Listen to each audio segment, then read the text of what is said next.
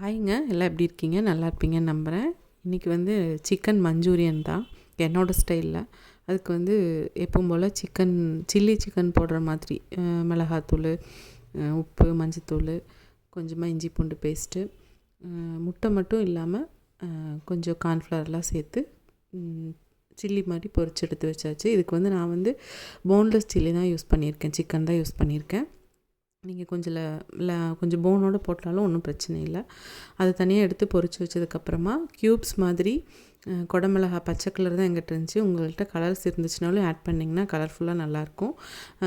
Cube மாதிரி cut பண்ணிக்கிறோம். அதே மாதிரி பெரிய வெங்காயத்தையும் க்யூப் மாதிரி கட் பண்ணிவிட்டு அது வந்து சோம்பு மட்டும் நான் போட்டிருக்கேன் அந்த ஃப்ளேவருக்காக. தேங்காய் எண்ணெயில் சோம்பு போட்டுட்டு பெரிய வெங்காயம், குடமிளகா எல்லாத்தையும் போட்டாச்சு. அதுக்கப்புறம் கையில் கிடைக்கிற மசாலா எல்லாம் போடுவோம்ல, அந்த மாதிரி கையில் கிடைக்கிற மசாலாலாம் sauce, tomato sauce, red chilli sauce, அப்புறம் வந்து க்ரீன் சில்லி சாஸு, இந்த மாதிரி எல்லாம் போட்டுட்டு அதெல்லாம் அதுக்கு சோயா சாஸ் கொஞ்சம், அது எல்லாமே வந்து இங்கே வந்து இதெல்லாமே வந்து போட்டால் பிடிக்காது. பொதுவாகவே நம்ம வீட்டில் வந்து இந்த காண்டினென்டல் ஃபுட்டு மாதிரி நினைக்கிறது, இந்த இனிப்படிச்சிட்ருக்கிறதெல்லாம் பிடிக்காது. உங்களுக்கே நான் சொல்லியிருக்கேன், நம்ம வீட்டில் காரசாரமாக பிடிக்கும்னு. இது கொஞ்சம் இந்த ஜூஸியாக இனிப்பாக இருக்கிறதுனால தான் கொஞ்சம் பிடிக்காது. அதனால் சாஸ் வெரைட்டிஸ் போட்டாலே கொஞ்சம் உப்பு அதில் இருக்கும். அதனால் பார்த்து உப்பு ஆட் பண்ணிக்கோங்க. நம்ம ஏற்கனவே சில்லிலையும் போட்டிருப்போம்.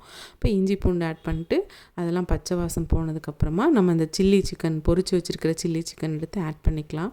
ஆட் பண்ணி நல்லா எல்லாம் இந்த மசாலாலாம் சாஸ் போட்டோம் இல்லையா, அது எல்லாமே இதில் கோட் ஆகணும். அந்த மாதிரி எல்லாம் பரட்டி விட்டுட்டு, எங்கிட்ட வந்து ஸ்ப்ரிங் ஆனியன் அந்த வெங்காயத்தாளுங்கிறது இல்லை, அதனால் நான் மல்லி தலை மட்டும் தூவியிருப்பேன்.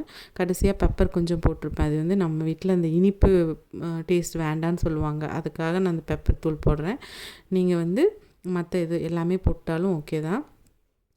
ரொம்ப டேஸ்டான சிக்கன் மஞ்சூரியன் ரெடி ஆயிடுச்சுங்க. ரொம்ப ஈஸியாக சுலபமாக பண்ணிக்கலாம். இது நான் வந்து பிரியாணி கூட தான் அன்றைக்கி செஞ்சுருந்தேன்.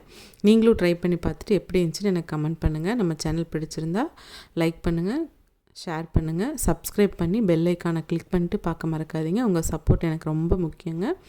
Thanks for வாட்சிங்க. இதை விட வேறு நல்ல இன்ட்ரெஸ்டிங் வீடியோஸோடு நம்ம அடுத்த வீடியோவில் சந்திப்போம். தேங்க்ஸ் ஃபார் வாட்சிங். டாட்டா.